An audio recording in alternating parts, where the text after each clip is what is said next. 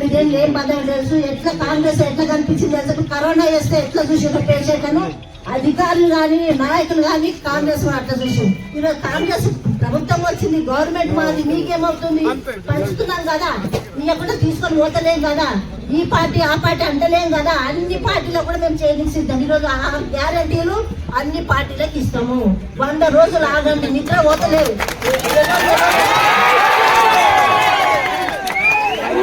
9 ఏం పదవి తెలుసు. ఎట్లా కాంగ్రెస్ ఎట్లా కనిపించింది అసలు? కరోనా వేస్తే ఎట్లా చూసిన పేషెంట్లను అధికారులు కానీ నాయకులు కానీ కాంగ్రెస్ అట్లా చూసి.